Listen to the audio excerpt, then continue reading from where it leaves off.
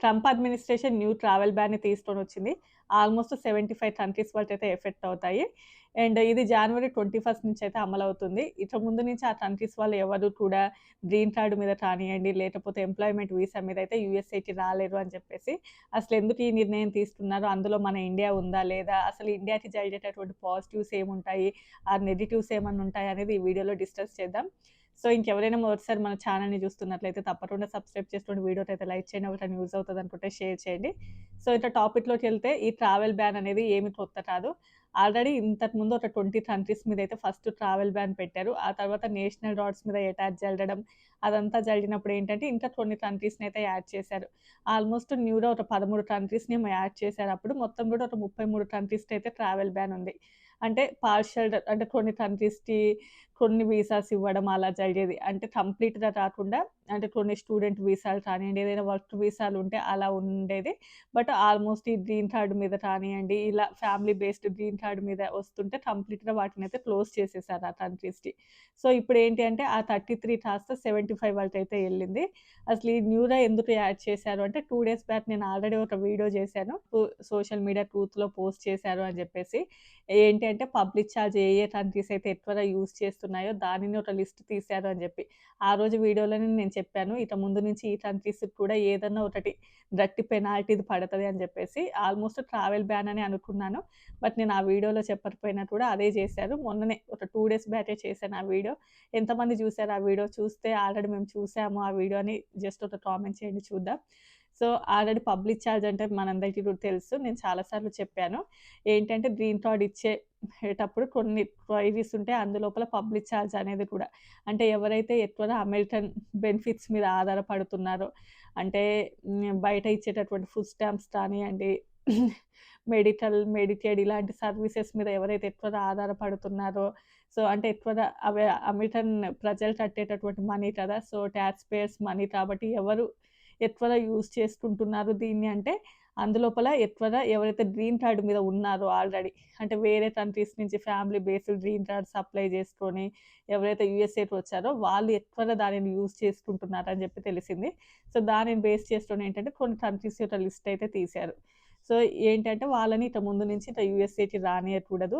ఎందుకంటే మొత్తం కూడా పబ్లిక్ ఛార్జ్ మీదనే ఆధారపడుతున్నారు. సో, దీని వలన ఏంటంటే అమెరికా యొక్క ఎకానమీకి, అమెరికాకి చాలా వరకు ఎఫెక్ట్‌నిస్తుంది అని చెప్పి. సో, ఇంక ఈ కంట్రీ వాళ్ళు ఇమిగ్రెంట్ బేస్డ్ గ్రీన్ కార్డ్ మీద వచ్చేసి ఇక్కడికొచ్చాక ఫ్యామిలీ బేస్డ్ గ్రీన్ కార్డ్ తీసుకోవడం. చాలామంది వేరే కంట్రీస్ నుంచి ఉండేసే అమెరికన్ గ్రీన్ కార్డ్‌కి అప్లై చేస్తూ ఉండడం. ఆ తర్వాత గ్రీన్ కార్డ్ వచ్చిన తర్వాత మొత్తం గవర్నమెంట్ బెనిఫిట్స్ మీదనే ఆధారపడడం. ఇలా చేయడం అనేది ఈ మధ్య కాలంలో ఎక్కువగా అబ్జర్వ్ చేశారు.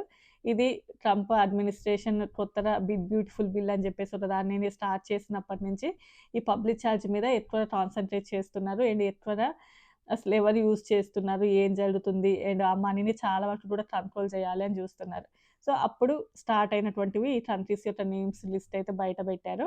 అందులోపల ఆల్రెడీ లాస్ట్ వీడియోలో చెప్పాను. నేను ఇక్కడ షేర్ చేస్తాను మీకు ఏ కంట్రీస్ ఉన్నాయని చెప్పేసి. సో, ఇంకా ఎవ్రీ ఇయర్ గ్రీన్ కార్డ్స్ యొక్క లిమిట్ వచ్చేసి 2,26,000 వరకు ఉంటే అందులోపల ఎక్కువగా family based green cards almost 1,70,000 వరకు ఫ్యామిలీ బేస్డ్ గ్రీన్ కార్డ్స్. ఆ తర్వాత ఎంప్లాయ్‌మెంట్ బేస్డ్ గ్రీన్ కార్డ్స్ వరకు వస్తున్నాయి అని చెప్పేసి. అంటే ఫస్ట్ ప్రియారిటీ వీళ్ళకిచ్చాకనే తర్వాత ఎంప్లాయ్‌మెంట్ బేస్డ్ గ్రీన్ కార్డ్స్ ఇస్తారు. అందులోపల వీళ్ళు ఫస్ట్ ప్రియారిటీ ఉండడం అండ్ ఇందులోపల అంటే ఎవ్రీ కంట్రీకి కొంత లిస్ట్ ఉంటది గదా! సో, అలా ఆ కంట్రీస్‌కి ఎక్కువగా ఎళ్ళడం, వాళ్ళు ఎక్కువగా ఈ పబ్లిక్ ఛార్జ్‌ని యూజ్ చేయడం. సో, అందుకోసం ఇక ముందు నుంచి ఆ కంట్రీస్‌కైతే ఇవ్వబోము అని జెప్పేసి ఇది స్టేట్ డిపార్ట్‌మెంట్ అయితే వాళ్ళు ఎక్స్‌లో అయితే పోస్ట్ చేశారు. సో, ఇంకా ఇప్పుడు ఎంప్లాయ్‌మెంట్ బేస్డ్ గ్రీన్ కార్డ్స్ లోపల ఇండియా, చైనా, మెక్సికో, ఫిలిప్సన్ ఇలాంటి కంట్రీస్ ఎక్కువగా ఉంటూ ఉంటాయి. అండ్ వీళ్ళకి ఏంటంటే కొంచెం బ్యాక్‌లాగ్ ఉంటది. ఎందుకంటే ఎక్కువగా అప్లై చేస్తూ ఉంటారు. గ్రీన్ కార్డ్స్ కోసం కాబట్టి వీళ్ళకి కొంచెం బ్యాక్‌లాగ్ ఉంటది. సో, ఇప్పుడు ఇండియాకి పాజిటివ్ ఉంటదా? నెగెటివ్ ఉంటదా? అంటే మనమైతే ఈ కంట్రీ అంటే ఈ లిస్ట్‌లో అయితే లేము. ఎందుకంటే ఇండియన్స్ అంత క్రిమినల్ రికార్డ్ ఏమీ లేదు. అండ్ ఈ పబ్లిక్ ఛార్జ్ యూజ్ చేసే దాంట్లలో ఆ 120 కంట్రీస్ లోపల అసలు మన ఇండియా నేమే లేదు. ఈవెన్ పాకిస్తాన్ ఇలా చాలా మన చుట్టుపక్కల ఉన్న కంట్రీస్ నేమ్స్ చాలా ఉన్నా కూడా మన ఇండియా నేమ్ అయితే లేదు.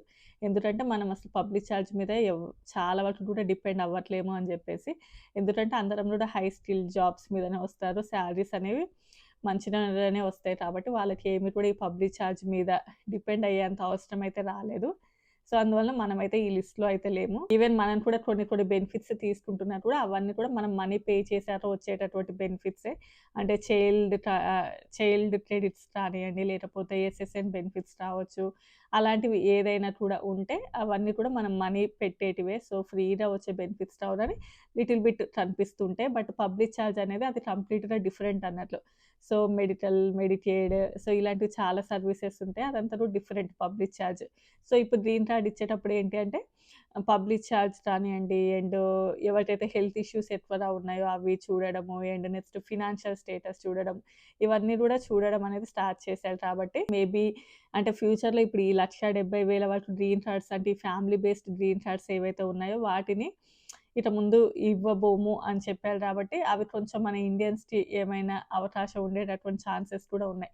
అంటే కొంచెం ఇప్పుడు చాలా వరకు డిలేస్ అవుతున్నాయి కాబట్టి కొంచెం మన వాళ్ళకి గూడా కొంచెం త్వరగా వచ్చేటటువంటి ఛాన్సెస్ ఉన్నాయి. కాకపోతే అక్కడ ఏంటంటే థర్డ్ స్లాట్స్ అవైలబుల్‌గా ఉన్నా కూడా ఏంటంటే ఆఫీసర్స్ ఎక్కువగా లేరు కాబట్టి మేబీ ఆ ప్రాసెస్ అనేది ఇంత స్లో డౌనే అవుతుండొచ్చు. అండ్ సోషల్ మీడియా పెట్టిండ్రు ఈ ఫినాన్షియల్‌గా ప్రతి దానికి కూడా చెక్ పాయింట్స్ ఇప్పుడు ఈ మధ్య కాలంలో చాలా ఎక్కువగా పెడుతున్నారు కాబట్టి ఆ టైమ్ డిలేస్ అనేవి అలానే ఉన్నా కూడా కొంచెం ఇండియన్స్‌కి వచ్చేటటువంటి ఛాన్సెస్ కొంచెం ఎక్కువగా ఉంటాయి.